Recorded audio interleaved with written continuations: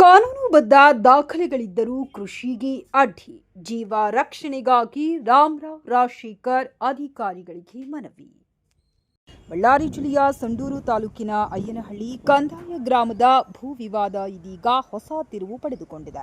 Kudatini ನಿವಾಸಿಗಳಾದ D Ramarao ಮತ್ತು ರಾಜಶೇಖರ್ ತಾವು ಸುಮಾರು 15 ವರ್ಷಗಳ ಹಿಂದೆ ಸರ್ವೆ ನಂಬರ್ 20/2 8.75 ಎಕರೆ ಕೃಷಿ ಭೂಮಿಯನ್ನ ನೋಂದಾಯಿತ ಮಾರಾಟ ಪತ್ರದ ಮೂಲಕ ಕಾನೂನುಬದ್ಧವಾಗಿ ಖರೀದಿಸಿದ್ದೇವೆ ಎಂದು ತಿಳಿಸಿದ್ದಾರೆ.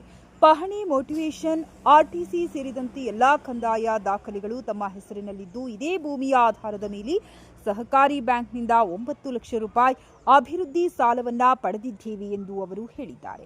ಭೂಮಿಯಲ್ಲಿ ಬೋರ್ವೆಲ್ಗಳನ್ನು ಕುರಿಸಿ ಕೃಷಿಗೆ ಅಭಿವೃದ್ಧಿಪಡಿಸಿದ್ದೇವೆ. ಆದರೆ ಇತ್ತೀಚೆಗೆ ಬೋರ್ವೆಲ್ಗೆ ನೀರು ಬಂದ ಹಿನ್ನೆಲೆಯಲ್ಲಿ ಪೂಜೆ ಸಲ್ಲಿಸಲು ಹೋದಾಗ ಕೆಲವರು ತಮ್ಮನ್ನ ತಡೆದು ನಿಂದನೆ, ಬೆದರಿಕೆ ಹಾಗೂ ಹಲ್ಲೆಗೆ ಯತ್ನಿಸಿದ್ದಾರೆ ಎಂದು ಆರೋಪಿಸಿದ್ದಾರೆ. ಅಷ್ಟೇ ಅಲ್ಲ, ತಾವು ಕೊರೆಸಿದ್ದ ಬೋರ್ವೆಲ್ಗಳಲ್ಲಿ 2 ಬೋರ್ವೆಲ್ಗಳನ್ನು ಕಲ್ಲುಗಳಿಂದ ಮುಚ್ಚಿ ಹಾನಿಗೊಳಿಸಲಾಗಿದೆ ಎಂದು ಗಂಭೀರ ಆರೋಪ ಮಾಡಿದ್ದಾರೆ. ಇನ್ನು ವಿಎಸ್ ಶಂಕರ್ ಅವರು ಕೃಷಿ ಕಾರ್ಯಗಳಿಗೆ ಅಡ್ಡಿಪಡಿಸುತ್ತಿದ್ದು, ಹಣ ಕೊಡಿ ಅಥವಾ ಭೂಮಿ ಕೊಡಿ, ಇಲ್ಲದಿದ್ದರೆ ಒಕ್ಕಲೆಬ್ಬಿಸುತ್ತೇವೆ ಎಂದು ಬೆದರಿಕೆ ಹಾಕುತ್ತಿದ್ದಾರೆ ಎಂದು ರಾಮರಾವ್ ಮತ್ತು ರಾಜಶೇಖರ್ ಆರೋಪಿಸಿದ್ದಾರೆ.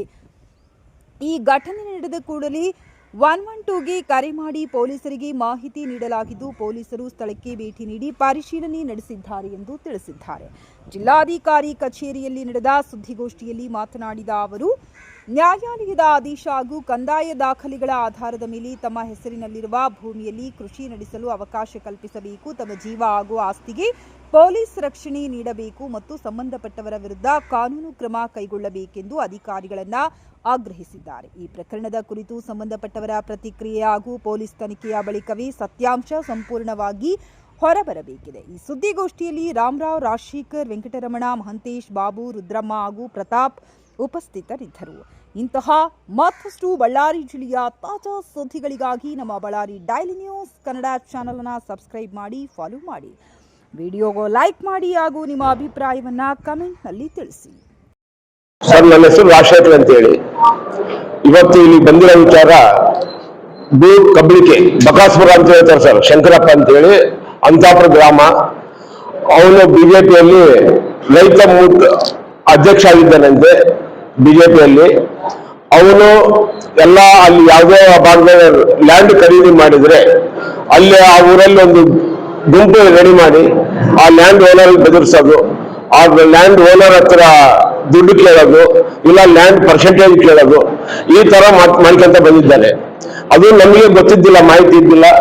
ರಾಮರಾವ್ ಹೊಲ, ನಮ್ಮ ಸ್ನೇಹಿತ ರಾಮರಾವ್, ಇವ್ರು ಹೊಲ ತಗೊಂಡ ಮೇಲೆ ಅಲ್ಲಿ ಒಂದು ಗುಂಪು ಕರ್ಕೊಂಡೋಗಿ ಗಲಭೆ ಮಾಡಿಸಿ ಹೆಣ್ಮಕ್ಳನ್ನ ಬಿಟ್ಟು ಜಾತಿ ಇದೆ ಅಂತೇಳಿ ಜಾತಿ ತೋರಿಸ್ಕೊಂಡು ಗಲಾಟೆ ಮಾಡಿದ್ದಾನೆ. ಅದು ಗೊತ್ತಾದ ಮೇಲೆ ರಾಮರಾವ್ DP ಹಾಕ್ಸಿದ್ದಾನೆ, ಅವನ ಮೇಲೆ ಕಂಪ್ಲೇಂಟ್ ಮಾಡಿದ್ದಾನೆ. ಆಮೇಲೆ ಗೊತ್ತಾಯ್ತು, ರಾಮರಾವ್ ಗಲಾಟೆ ಆದ್ಮೇಲೆ ರುದ್ರಮ್ಮ ಅಂತೇಳಿ ಈ ಅಜ್ಜಿ ಬಂದು ಈ ರುದ್ರಮ್ಮ ಅಜ್ಜಿ ಬಂದು, ನೋಡಪ್ಪ, ನಾನು 4 ಎಕರೆ ಲ್ಯಾಂಡ್ ತಗೊಂಡಿನಿ, ನಂದು ಕೂಡ ಲ್ಯಾಂಡ್ ಒಳಗೆ ಹೋದಾಗ ಎಲ್ಲಿ ಹೋದ್ರೆ ನನ್ನ ಕೇಸ್ ಆಗ್ತದೆ ಅಂತ ತಿಳಿಸ್ತಾರ. ನಾವು ಜನರಲ್ ನಲ್ಲಿ ಇದೀವಿ, ಅವರು ಜಾತಿ ಇದನ್ನು ತೋರಿಸಿ ಕೇಸ್ ಆಗ್ತವೆ ಅಂತಾರ, ನಮಗೆ ಭಯ ಆಗಿದೆ ಅಂತ. ಇವರೊಂದು ಓಲಿ ಭಾಷೆ ಅಂತೇಳಿ ನಮ್ಮ ಕುಡಿತೀನಿ, ನಮ್ಮ ಸ್ನೇಹಿತ 2011ರಲ್ಲಿ ಅದೇ ಶಂಕರ್ ಅಂಬವ್ರಿಗೆ ಮೋರ್ಚಾ ಅಧ್ಯಕ್ಷ ರೈತ ಸಂಘದ್ದು, ಅವ್ರಿಗೆ ಲ್ಯಾಂಡ್ ಖರೀದಿ ಮಾಡ್ಯಾನ, ಅವ್ರ ತಂದೆ ಮಾಡ್ಯಾನ. ಶಂಕರ್ ಹೋಗಿ ಸಾಕ್ಷಿ ಹಾಕಿದ್ದಾನೆ.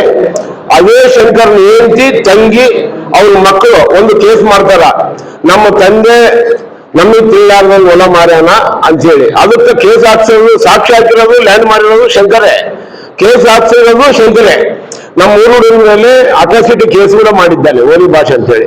ಆ ಹುಡುಗ ಎಲ್ಲಾ ಕೋರ್ಟ್ನಲ್ಲಿ ಗೆದ್ದು ಇವತ್ತು ಡಾಕ್ಯುಮೆಂಟ್ ಇದ್ರೂ ಆ ಶಂಕರ್ ಹೊಲ್ದಾಗ ಬಿಡ್ತಾ ಇಲ್ಲ.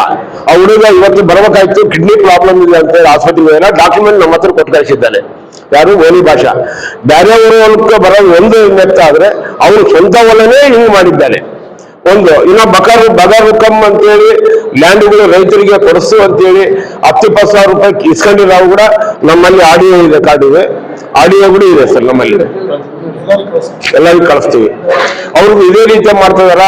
ನಾನು ಜಿಲ್ಲಾ ಒಂದು ಪೊಲೀಸ್ ಅಧಿಕಾರಿಗಳಿಗೆ, SP ಮೇಡಮ್ನವ್ರಿಗೆ ಕೇಳ್ಕೊಂಬಂದು ಒಂದೇ, ಈ ತರ ಮುಂದೆ ಯಾರಿಗೆ ತೊಂದರೆ ಕೊಡುವಾಗ ಅವನ್ನ ಕರೆಸಿ ವಾರ್ನಿಂಗ್ ಕೊಡಬೇಕು. ಒಂದು ಜಿಲ್ಲಾ ಆಡಳಿತ, ಪೊಲೀಸ್ ಇಲಾಖೆಯಲ್ಲಿ ಅವನ ಮೇಲೆ ನಿಗಾವಣೆ ಇರಲಿ, ಯಾರನ್ನ ಅಲ್ಲಿ ಆ ಭಾಗದ ರೈತರಿಗೆ ತೊಂದರೆ ಆಗಿದೆ ಅಂತ ಹೇಳಕ್ ಇಷ್ಟಪಡ್ತೀನಿ.